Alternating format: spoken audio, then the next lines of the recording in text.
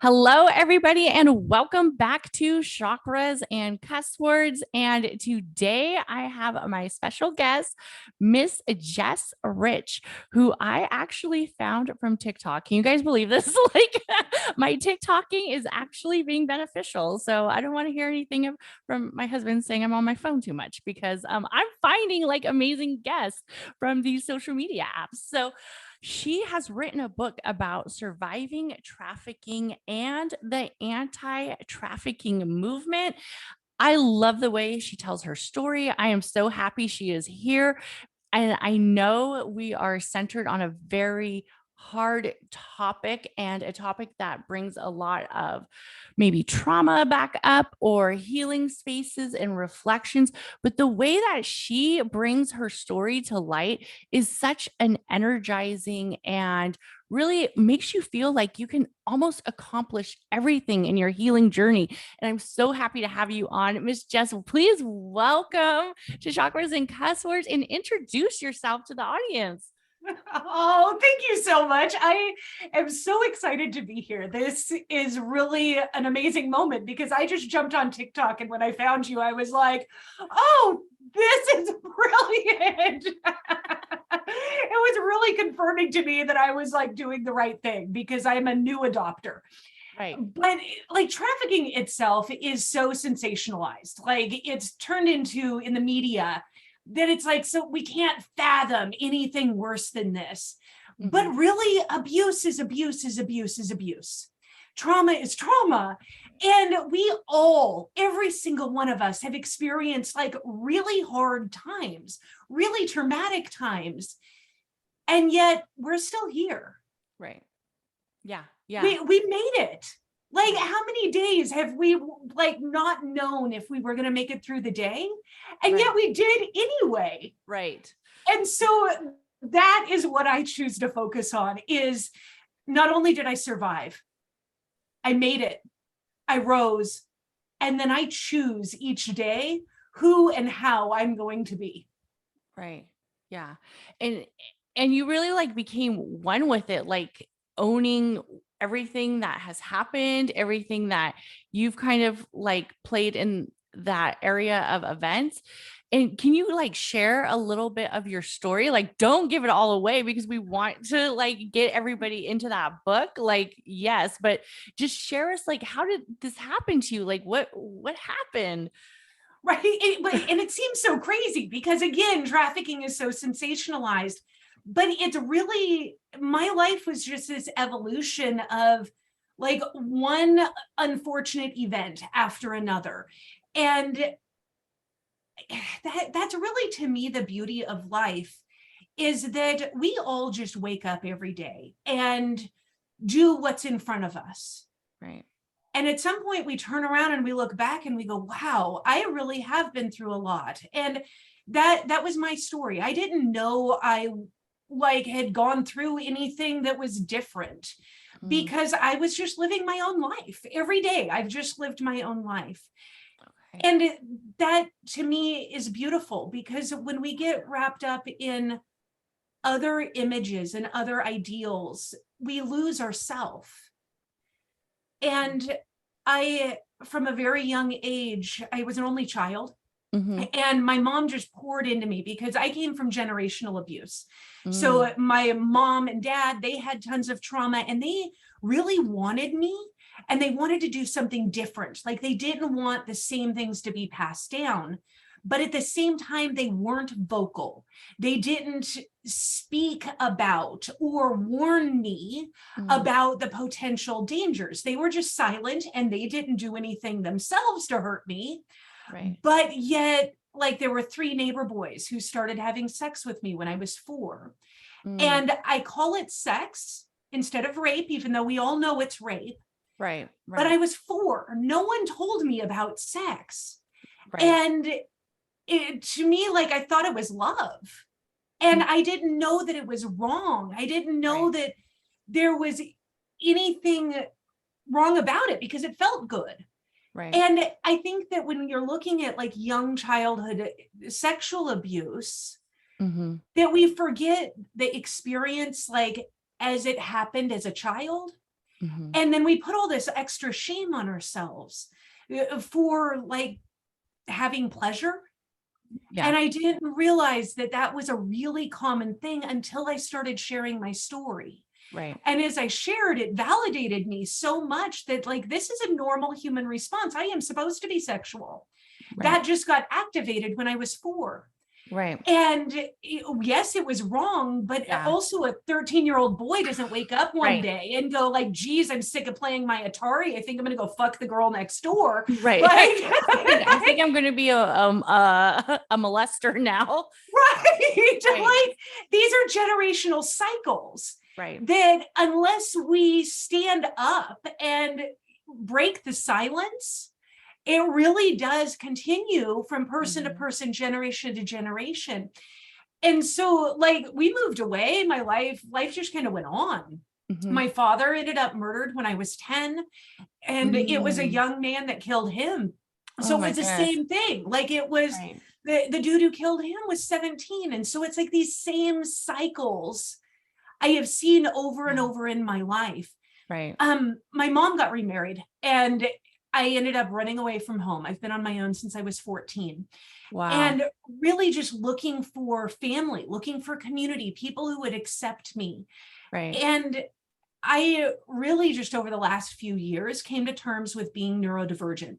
So I'm also on the autism spectrum, Asperger's. Like I always identified more with Rain Man.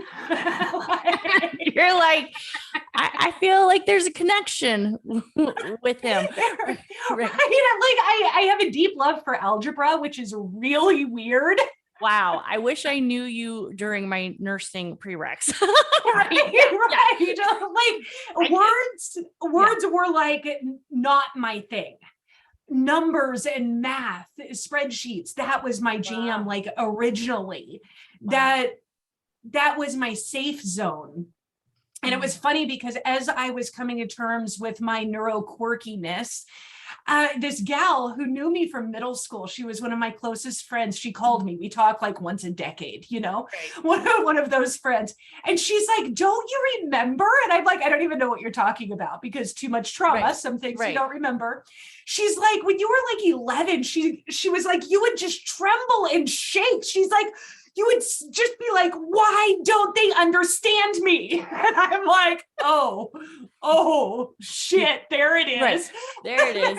Yeah. Like some of that quirkiness can literally just be beat out of you. And that in my life has actually been a benefit because it's allowed me to now be able to not just rectify my stories and really understand the nuances within it and be able to take away the blame and the bitterness and the shame and speak with bold compassion because I understand that we all do things for reasons. Right. It doesn't make what we did okay, but it makes it understandable. And if forgiveness is a byproduct, if we go into healing thinking that we need to forgive somebody, we're never going to get there because it hurts too much. But if you go into your healing journey deciding that you really just want a deeper understanding and more perspective and to see something larger than the stories that have been replaying in our heads and our nightmares for years, decades, when you go in and you're like, I just need something bigger than my own pain. And you start to see the perspectives of the other people, like what we just did with that 13-year-old boy. Right. Yeah. That is like an actual example of how I healed from that because I spent a long time blaming him. Yeah. And when I could see the cycles, the culture, the pain that he was living in, forgiveness became the byproduct of seeing all those different perspectives. So by the time I was 17, I was already in and out of a gang. I had already witnessed multiple murders. I had already been running drugs. I was a token white girl. And token white girl for the gang. They're like, she's the one. We need her. Right? White girl. We need the snow bunny. We need this snow bunny in our gang. Let's go, honey. I've always been called a cracker. And I'm like, if I'm going to be a cracker, I'm going to be an entertainment cracker. Right. You know, I'm the one that you put out on display when everybody's watching. Yeah. And that was actually really beautiful because I learned to know my role and to know my position in society and how to leverage the privilege that I've been given, because privilege is something that we can't see. We don't know that we have it because we just live within it our entire life. Right, right. And I don't have a lot of privileges that other white people have. Right. Because I didn't come from money. Right. By 30 years old, both my parents were gone. All of my grandparents are gone. I buried everyone in my family that is older than me. Wow. And so no money, no life insurance. So not only did I bury them, I buried them with like campaigns like to help me bury them. Yeah. And like, but yet I look so normal.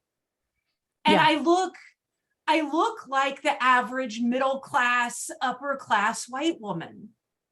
But yet when I speak, they're like, wow, there's this weird nuance. And I think that that's really one of my biggest messages, is that we truly can't judge people from how they look.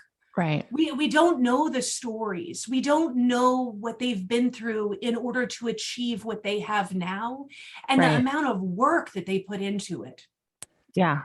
So really, when it came down to my pimp, like I had been through so much. And at this point, I was working at this little Waffle House in Portland, Oregon. And this dude was just my regular. He kept coming in and he asked me one day, he said, you know, if you're already having sex, why wouldn't you want to get paid? I mean, it kind of makes sense. You're like, shit, that's a good question. Right. It was mind blowing. I'm working for like $2 an hour plus tips, you know, 2 quarters next to the coffee cup. And I've been having sex since I was 4. And you're telling me I can get paid for this shit? You're like, okay. Are you serious? Yeah. Right. Oh, heck, sorry. I said a word and Siri came up. Oh, Siri's like, are you talking to me? Siri's like, I get paid too, honey. Right. Yeah. Oh my goodness. So it just made sense. But then he also helped me change my name. And so I lived under a false name for 4.5 years, because my biggest obstacle was I was 17 at this time, just turned 17, and my mom would not emancipate me. And all I wanted was freedom. And so it's like when I got an apartment, she had to co-sign. Everything I did, she had to co-sign or sign up for something. She was like always there. Right. And all I wanted was freedom from her. And he was like, well, I can get you a fake birth certificate. You know, who do you want to be? Right. And I was like, are you serious? I don't have to be 17 anymore? Really? Right. Not realizing that no one would be able to find me. Yeah. If I was under a different name. Yeah, that could be a problem. Yeah. Yeah, like 17, I wasn't thinking straight. You know, it's like I was just on this adventure of life, living every day. And as opportunities came, I would take them. And so I had this opportunity to change my name, and I became Joanna. And so it's really kind of funny to me because I've never really been 17, 18, 19, 20, but I have been 22, 23, 24, and 25 twice. Oh, wow. Because you changed and of course you changed your age too. Right. Yeah. And so it's like Joanna went from 22 to 26. And then right after I turned 26, I went back to being 20, and then turned 21 and went through all of that again. And so it was. So how long did you live under this? Well, it was 4.5 years. Wow. And so, but which also meant I was a Taurus. And so I had to learn. Joanna was a Taurus. Jess is a Gemini, which is the most Gemini thing you can do is become a Taurus. Right. You're like from an air sign to an earth sign. Okay. Yeah. Okay. Yeah. Just whatever. Like I Right. learned how to be a bull.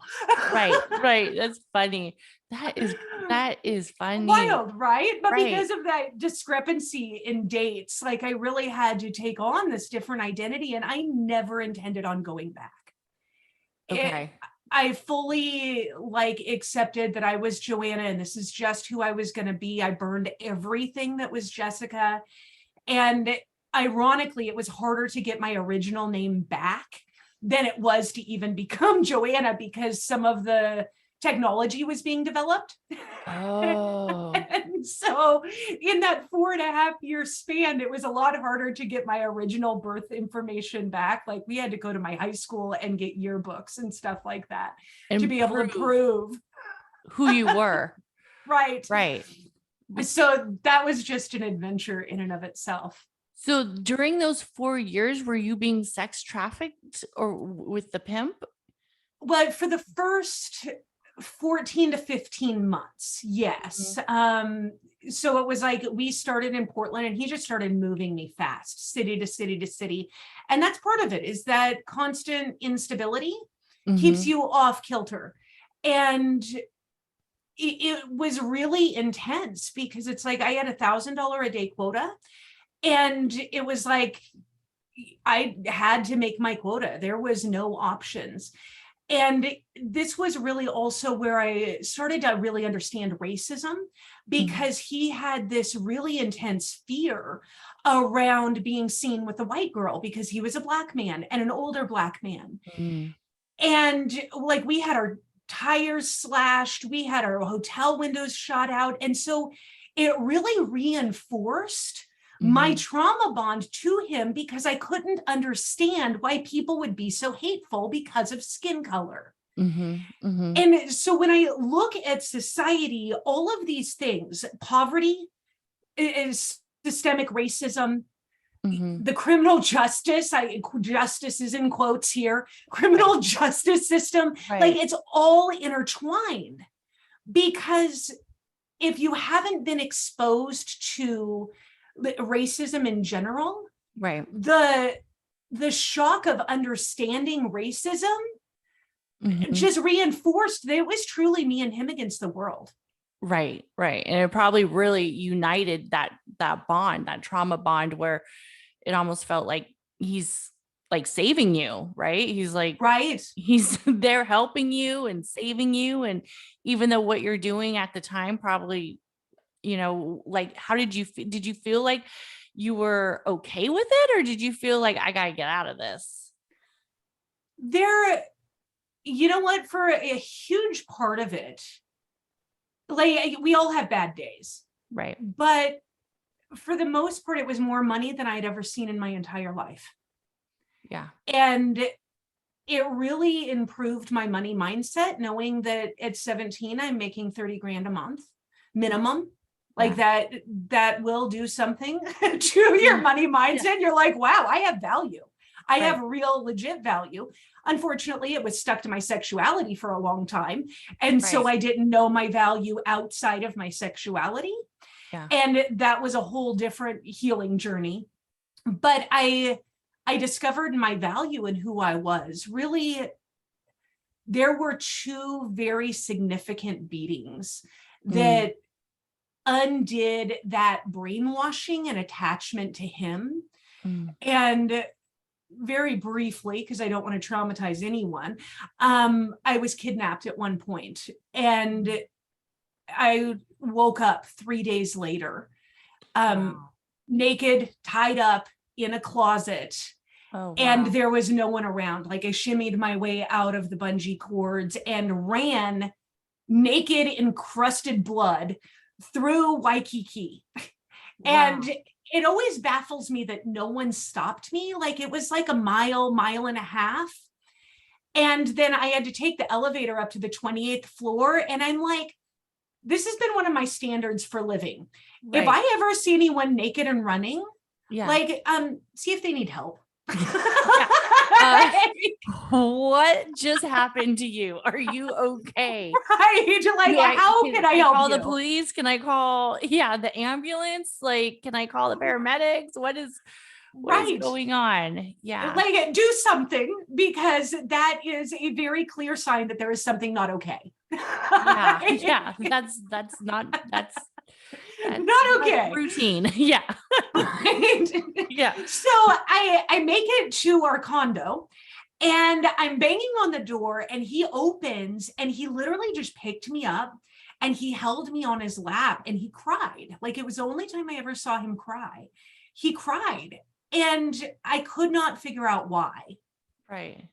And so I asked him, and it occurred to me, he said, I thought you were dead. Right.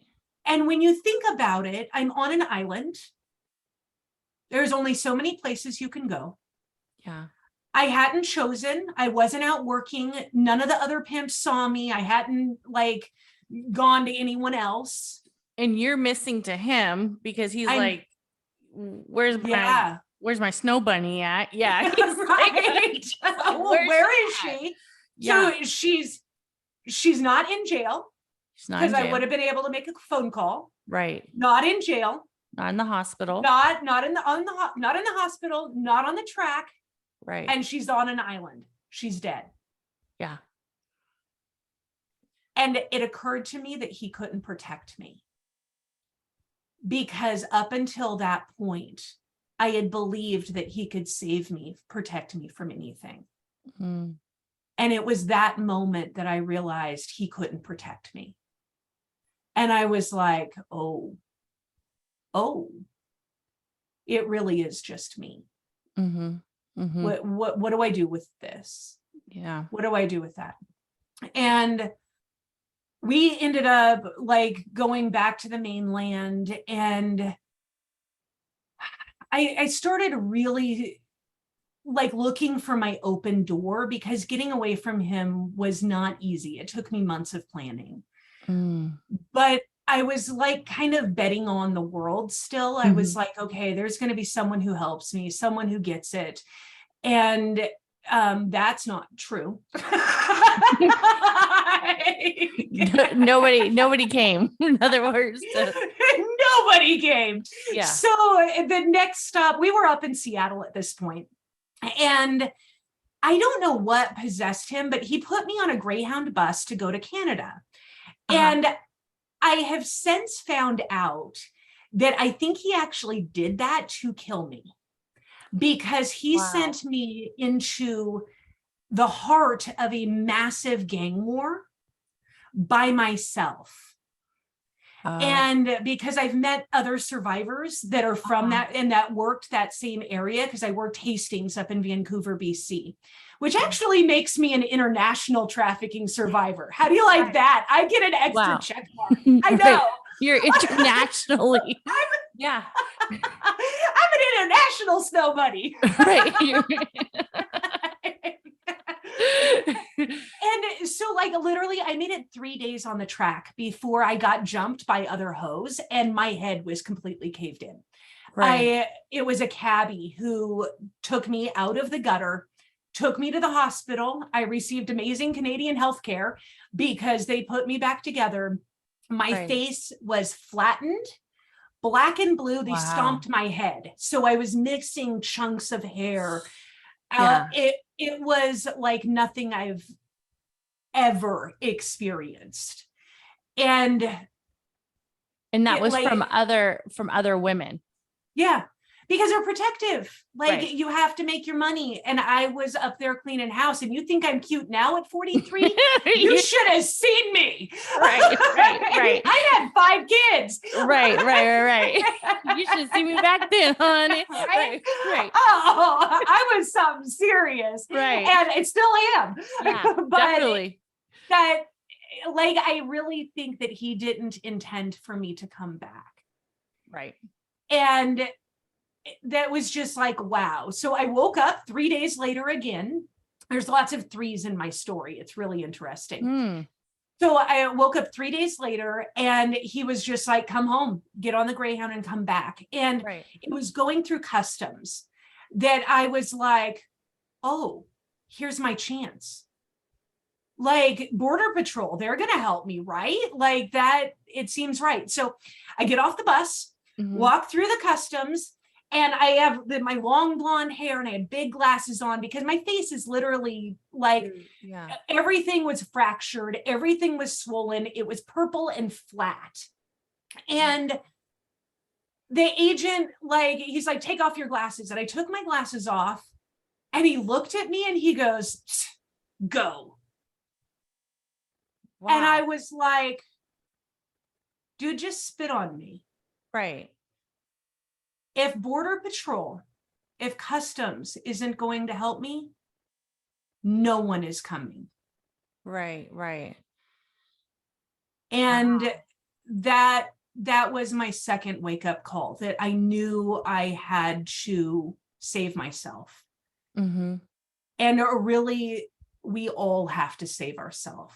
As much as we think that the government or our jobs or someone is going to help us, the reality is we must first help ourselves. And that really started my journey out. Like, it took me a while to heal, to be able to work again. And when I went back to work, this was before GPSs. And so I had a pager, but I had an advantage because he couldn't physically track me. And so I would go to my first client and I would get like $1,500. And then I would dole it out to him throughout the day to buy myself time. What I was doing with that time was sitting in the law library in Seattle and studying the laws around the sex industry. Because I was trying to answer the questions like, why do we have strip clubs? Why are massage and escort like able to advertise in the weekly newspapers, but yet prostitution is illegal? So where is the boundaries? Where are the lines? And I would take that information, and I'm sure it looked crazy as hell because, you know, I looked like a straight up hoe because I was a straight up hoe. You're like, I look like one because I was living that life. And here I am sitting in the law library and I'm just like, let me study all the hoe, you know, the hoe laws. Give me those. And so I started playing like with the laws with my clients. So it was like, they would go and they'd pay me the fee. I'd go and they'd pay me the fee. And then they'd be like, oh, I want to have sex. And I'd be like, whoa, what do you think I am? Like, that's illegal. And so they couldn't, what are they going to do? Call the cops. If I'm not doing anything illegal, call them. And so it was like I was playing in a really glitchy way, just trying to figure out how to continue like making money, but yet also like play within the laws and maybe turn it into something legal so that I could have an option. So one of the services that I was working for, she actually called me one day and she was like, listen, I don't know what you're doing, but I can tell that you're still getting the money because I was paying my fees. And she's like, what are you doing? She was facing 2 strikes in a 3 strikes and she's doing life in prison. And she was a service girl, or she was like, what was she doing exactly? She was a sex worker. So it empowered, well, she was like, empowered. She was an independent sex worker. She didn't have a pimp. Correct. And so she was like, what's going on? I'm going to go to prison if you don't like tell me what you're with here. And it was her who helped me get away. She basically said, let's make a deal. And she's like, you help me rebuild my business, retrain everyone, and I will hide you. And for the next 3 years, that's what we did. And we ended up building a substantial escort service in Seattle. And helped actually a lot of people. I think this is one of my biggest problems with the anti-trafficking movement in general, is that the sex industry is not going to go away. No, it's like going to be around forever because it's the oldest profession in the world, but there's lots of people who are in the industry for lots of different reasons. Some are there by choice, some are there by force. That is a spectrum. And so the people who are actually really helping people get away from traffickers, get away from pimps, are sex workers themselves. Yeah. That's who helped me. And her and we helped lots of other people get away from their pimps because like, if you're already doing it, if you were doing it independently and now you're able to keep that money, now you have financial resources to go and get the help and go and do the things that you want to do. You can figure out the next steps. Right. And that was really the key. And that was also the key for me into what I do now. And it was like business development. Wow. Solving problems. Yeah. That is one hell of a problem to solve. Yeah. That is. Wow. So it's been one heck of an adventure, but we can solve any problem if we're willing to really look at it objectively. Right. And say, okay, where's the pathway out? There's always a path.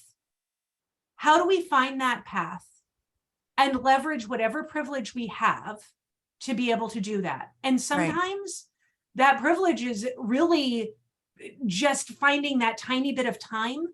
Right. So I could go study.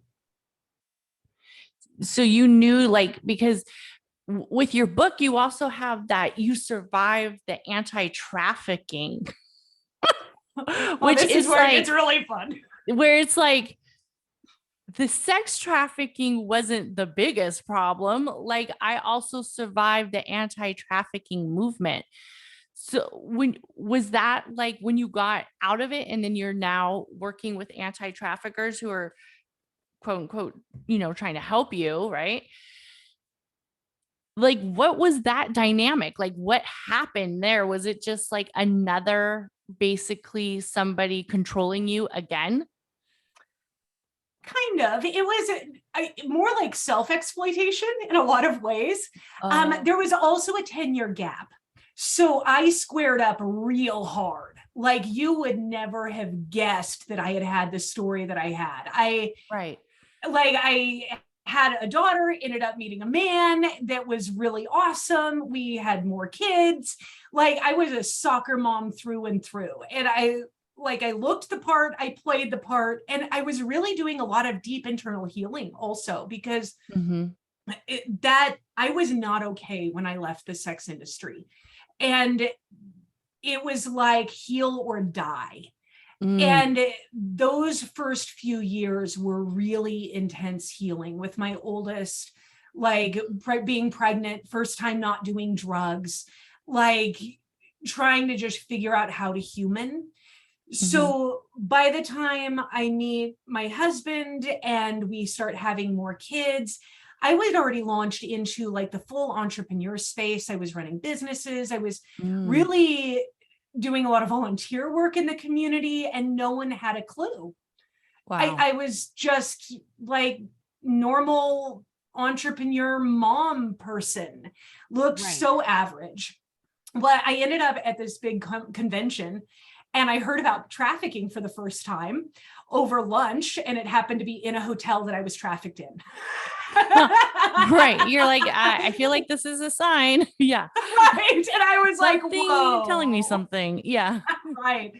So I ended up going public on the evening news. Like, it was not a little like thing, but because I was so connected with the community, it was like, okay, we're going to do an exclusive, and here it is.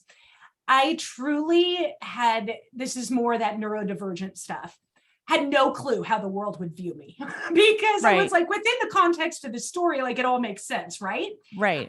What they saw was a whore. And I was like, oh, now my kids can't go to school.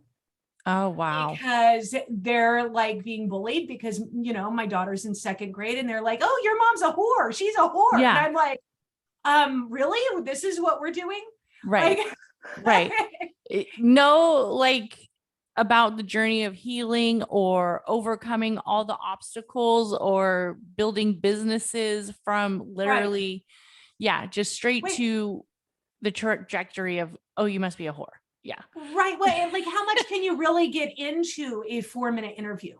Yeah. Like, how you have a 500-word article.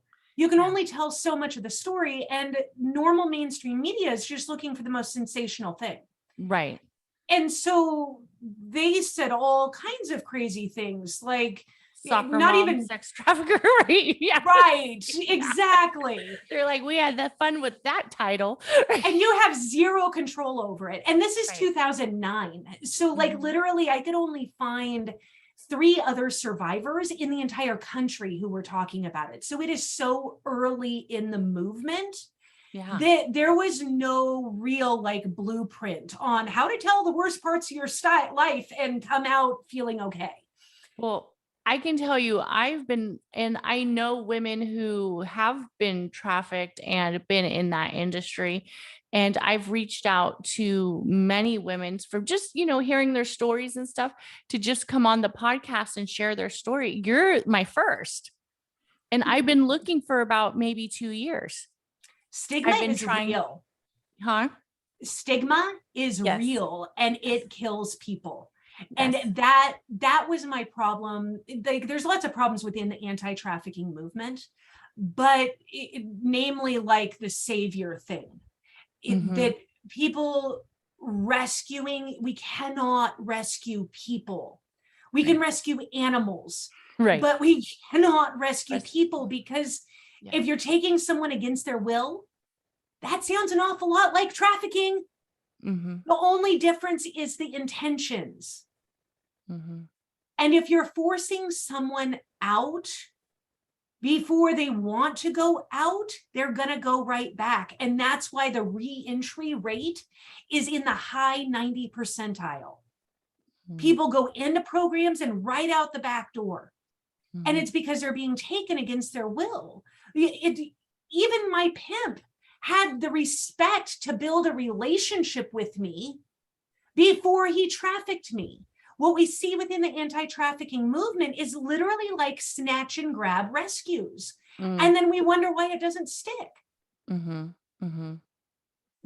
are humans. Have some respect. Right.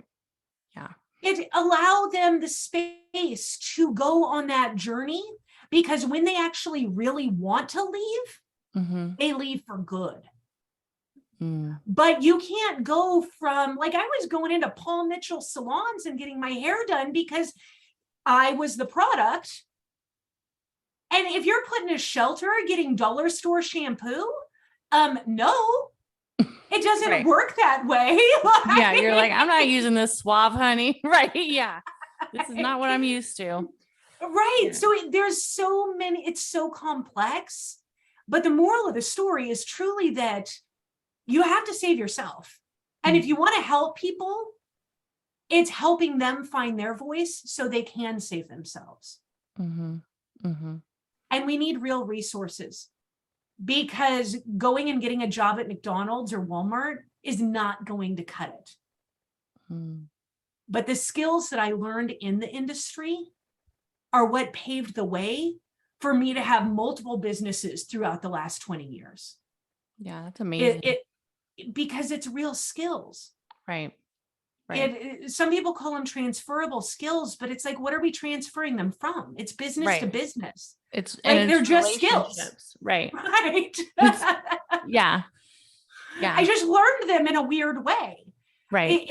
But I was learning business and negotiation and sales while my friends were still in high school. So once you go past the trauma, once you work through what you've experienced, the other side of that is having access to those skills that already exist inside of you that allow you to be like superhuman in your abilities. So yeah, the anti-trafficking was wild, just in a whole nother way, between religion and the exploitation of nonprofits and churches, and then what I call the survivor head pat. It's kind of like, oh, you're so cute, great job sharing your story, but anything that you actually know, leave that to the white men in the suits. And it's like, well, the white men in the suits haven't gone through what we've gone through. They were the ones who were my clients. Right. And I could tell you a lot about the white men in the suits. Oh, I bet. Right. Yeah. You're right. Like, it's still, they wanted to in some way profit from your story, like create this area of like, this is our, this is our nonprofit, but we're saving you, but we need you to share. And isn't that exploitation just in and of itself? Right. And that's what I didn't get. Right. In the beginning, it took me about 4 years to really get down to it. And honestly, the demise, I had a nonprofit and a consulting agency for 4 years working with organizations who were doing the work. Mm-hmm. And it came down to the gay marriage fight in 2014.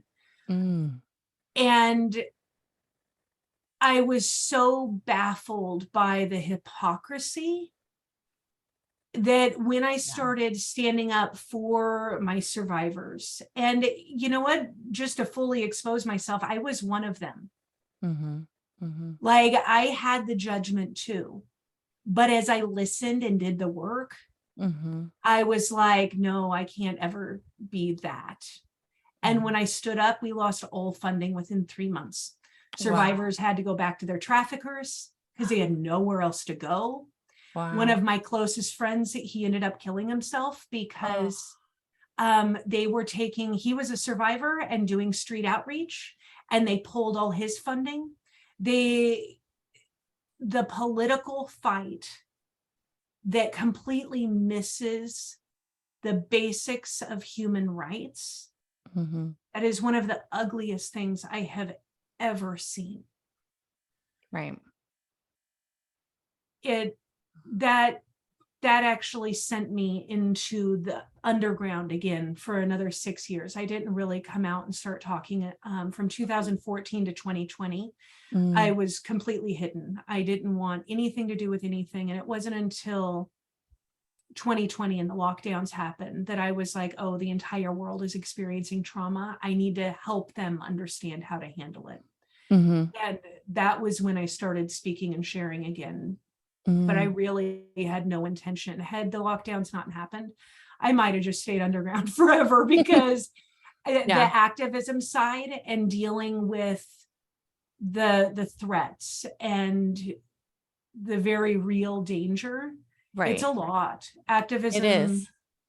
Yeah. I did, a little bit with nursing, and just even in the beginning, like just saying like, nurses need masks, and and just little stuff, and raising masks throughout the community and giving my opinions and thoughts. I had people like stalking me on Facebook and taking photos from my Facebook and like sharing them on different sites.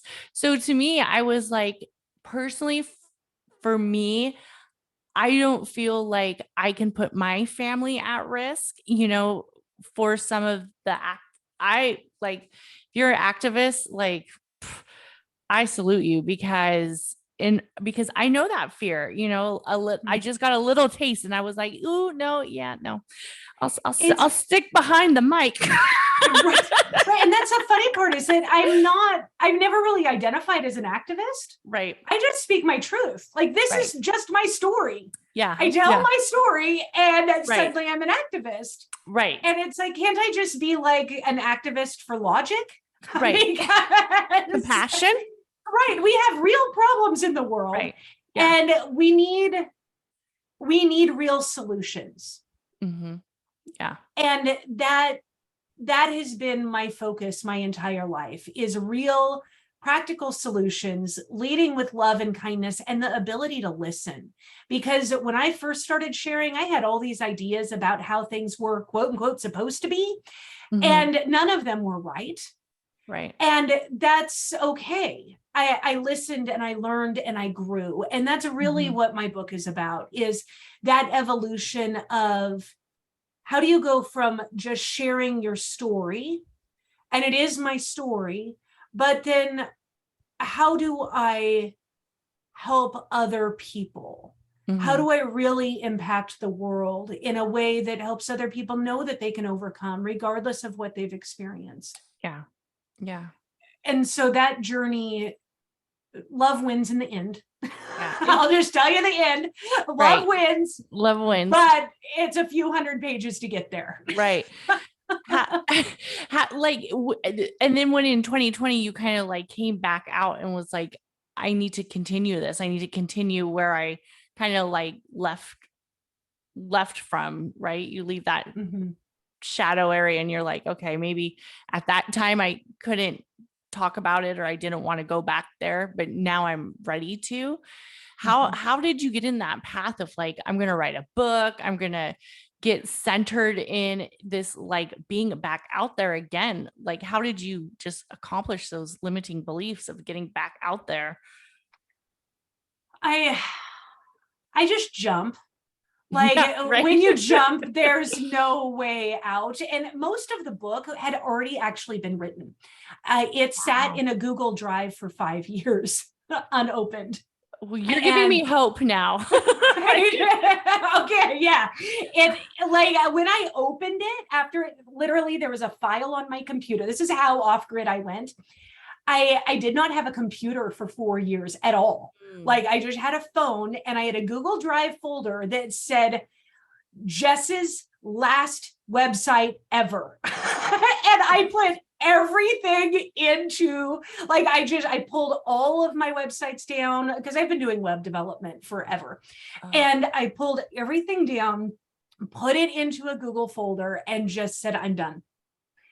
And in 2020 when I pulled it all out, I was like I really need to publish this. So I only had to write about 5,000, 7,000 words in order to be able to publish. And then I published unedited because I had tried prior, I had tried to have people edit it, but they didn't understand my language. They didn't understand like the heart and soul. And it's like you cannot take a story from the streets and Right. then an academic editor. Yeah. He's like, I cannot find the definition of snow bunny. I am sorry. Right. And what is a token white girl? Well, please tell me about this token that you have. Yeah. Exactly. And so that's actually what I do now is I help people write their stories and get on stages and build online businesses around like the really wild stories. Right. Because it's really hard to find editors and it's hard to find people that understand the really traumatic stories that need to be told because we survivors of really complex trauma are absolutely everywhere in society. We are all over the place. Mm-hmm. We just don't wear a label that says, yeah, I was fucked up 20 years ago. Now I'm better. And I don't tell anyone about it. Right. And so those people, like they want to tell their stories and they need to, because it's actually the blueprint for how others get better. Mm-hmm. It's through modeled behavior that we can actually create radical change. And so helping people write their stories. In fact, one of my clients just published a book this week, The Dark Side of the Moon Child. And she's also a trafficking survivor. And January is just an incredible individual, runs a nonprofit in Salt Lake, does harm reduction, like needle exchanges and condoms, like on the streets. Right. Incredible human. And being able to not be the voice of the voiceless, but help people find their voice and have the courage to publish and do it. Like I don't do it. She did it. They do it.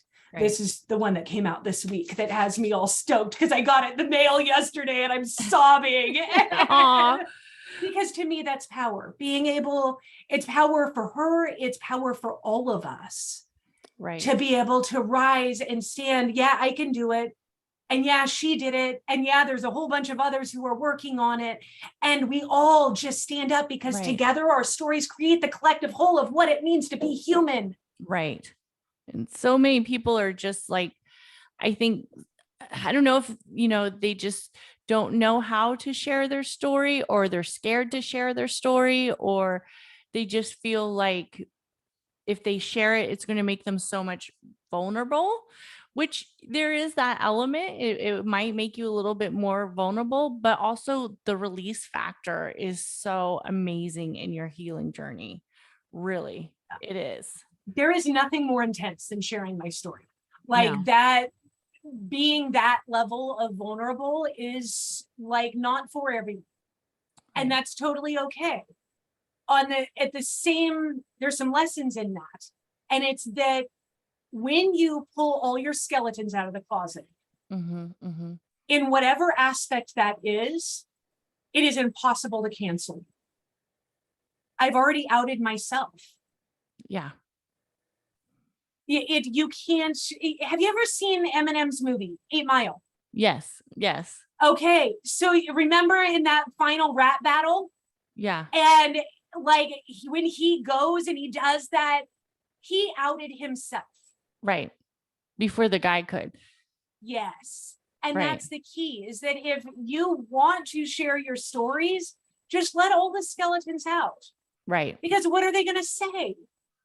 Exactly. Yeah. It's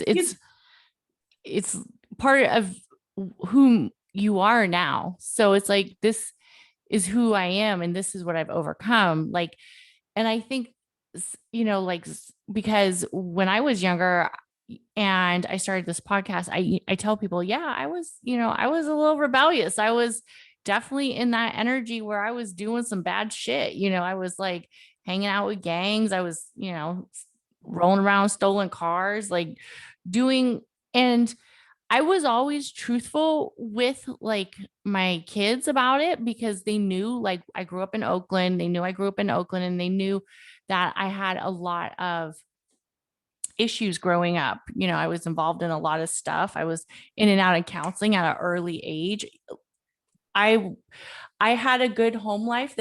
There was some dynamics that, weren't the best, but my parents were from that generation of that cycle where they were trying to work on themselves as well. So it's hard, because I was like, okay, well, now that I'm a professional, nurse, and people see, they might pull up some old gang photos of me where I'm looking super gangy, and I got the big hair and the chola, the chola look. But it's like, that's who I was at the time. Like, yeah, that's who I was, that was my element at the time.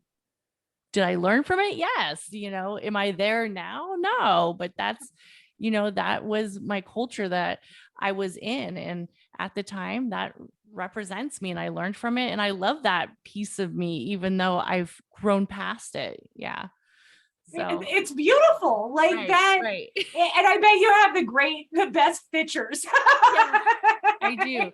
I mean, it definitely caused a lot of hair damage. I will say that I noticed in my older age, poofing it up and getting it up there with the Aquanet and the blow dryer. I'm like, what the hell was I thinking? Like, I would never go thinning. Like,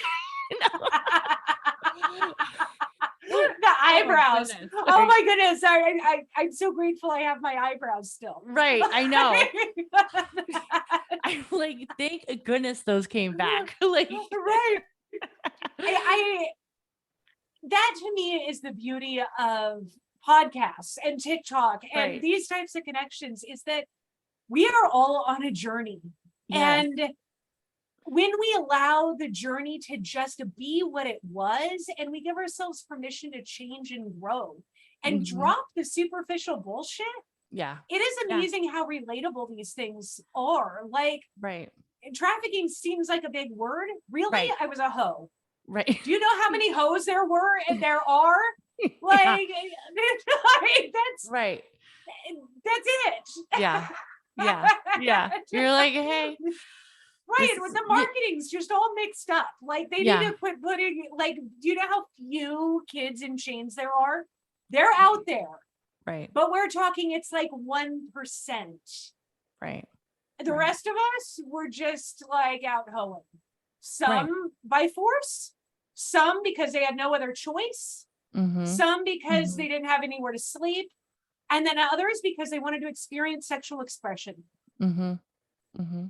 There's a lot of reasons why people are there. And all of it just is what it is. There's nothing we can do about it. And how can we help the people who want to help? Right. Who want to get help if they want to get help? Right. And I like that you brought up the woman who was independent, because I think sometimes when they think of the sex industry, they forget to acknowledge that there are a lot of women who are actually out there with no pimp, who are not being trafficked. You know, they are doing this independently.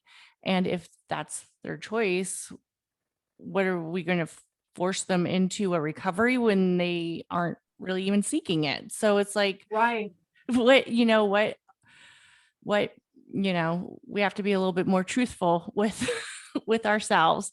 You know So, what? huh. Yeah. There was a woman, you reminded me, the woman who coined the phrase sex work. Mm, Her name is Carol Lee. mhm. She's in her 70s now. This is her book, The Unrepentant Whore. Oh, As wow. I was speaking, she read like back 2012, 13. Mhm. She reached out to me because she saw that I was like evolving. Right. And she sent me her book, and I had realized that I saw her on the Geraldo show when I was 10 years old Wow. because of her book. And she turned into one of my most dear friends. She is That's amazing. absolutely amazing and has been an empowered sex worker for well over 40 years. That is amazing. And it's those relationships Mhm. that allowed me to see the bigger picture. Mhm. Because when we're only looking at our story, when we're only seeing the pain of our experiences, it's like such tunnel vision that we're not able to Mhm. see something larger. Somebody And for else's, me, right. yeah, it was a relationship with someone who had never experienced exploitation, that was Mhm. truly an empowered sex worker and loving it. Mhm. It was that that helped me see the nuances. And her relationship with me, like, it totally transformed my life because we went into the hard stuff of the laws and society and the language we use and the Mhm. marketing. And had it not been for her, it would have been a whole different ballgame. It would have taken me a Right. whole lot longer to figure it Right. out. So Right. sex workers, in a way, have saved me twice. Yeah. Funny. Like, that, That is funny. that is, yeah, they have a very, they are my heart Yeah. because it's real. Yeah. It's Yeah. real, it's authentic, and Yeah. they're, yeah. Yeah. And I want to thank you so much for coming on. I want you to tell us about your upcoming book, that you have another one coming out. You are on a mission, honey. I Yeah. love it. I am having so much fun because why not? Right. Why Like, not? really, why not? We can choose our own adventure. So I have Right. a book coming out in November called How Not to Lose Your Shit When Everything Goes to Shit. I love that title. I So do fucking I. love It that cracks me title. up. Right. Because I had never had therapy or counseling. I Mm, was told from the yeah. time I was 13 that I was too messed up. I'd never get better, never heal. Right. Who says that to a kid? Like, don't Oh do my that. gosh. Yeah. So I went on my own journey. I have read a library a few different times. Like, Right. I am a very avid reader. And then I just started working with people because it was like, hey, this worked for me. Oh, so it turns out there's a lot of people who have been told they're too fucked up to heal. And Wow. I was like, well, if you're the same as me and I'm doing these things, Yeah. I try it, see what happens. And I did that for so long that over time I really just developed these tools. And how my favorite line in the book, oh, it's on my computer, is something like, this is not a book on psychology or NLP. It's a book on how to survive from the streets. And so it is Exactly. like your I love ghetto that. guide, Right. Right. ghetto guide to healing. Yeah. Your chakras are all fucked up, and you need to just down and fucking chill out for a second. Yeah. So it is my book on healing and like Right. self-healing, self-awareness, but it is so street Right. because we've been lied to. Like, healing doesn't have to take a long time, No. and it doesn't have to be hard work. It does Mm-mm. take work and it Right. takes honesty, but Right. it doesn't have to be difficult. Right. And it doesn't have to take a long time.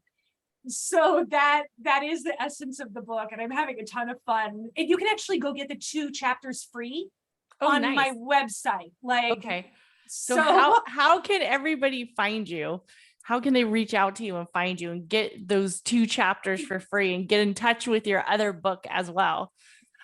Awesome. Actually, it's just social media. So I'm Sassy Jes everywhere. Jess everywhere. But it's spelled funny. It's really short. SASYJES. And all of that is going to be in the show notes. So it'll be okay. So share with me your social media that's going to be in the show notes. And I'm so happy you are here. Can you give me 2 street inspirations that have changed your life? Like, what did you learn from the hood as a token white girl? Oh my God. You ready for this? Yes. Okay. Number 1 is one that I've been working on this week. And it's never forget your ghetto. Never forget your street slang. Right. Wait, the tenacity. Right. Because what happens is we get normal. Like we grow up, we get normal. Look at me sitting in my big cushy chair on my Mac. Like, life is normal and we become complacent. Right. And then we are like, nah, my life didn't turn out the way I wanted. When I remember my ghetto, I get shit done. Right. It's like you remember that struggle of the obstacles you had to come from. And you're like, yes, I get this shit fucking done. Yeah. Go. Like, let's roll. What are you waiting on? Right. And that would be the second thing is really get big. Get big and get bold, because so many times we play small. We forget to play it all. Yeah. We forget that this is just a game of life. Right. And we're all going to die. I know. Like legit. It's guaranteed. We are going to die. That's what my dad used to always tell me. There's one thing you are guaranteed, and that's death. So why don't you live while you're here? Live while you're here. Right. And that honestly, those 2 things are the reason why I'm so grateful that I'm here, because I have the ability, as long as we're breathing, we have the opportunity to heal. Mm-hmm. As long as there's an opportunity to heal, we can rise, start over, do the next thing, and keep going. Right. So right. Thank you so much for having me. This has been you. fun. You are awesome. Thank you. Well, I want to thank everybody for listening to Chakras and Cusswords podcast. And please comment, like, and share this podcast with all of your friends. And all of Jes's links will be in the show notes. Everybody have an amazing day. Bye.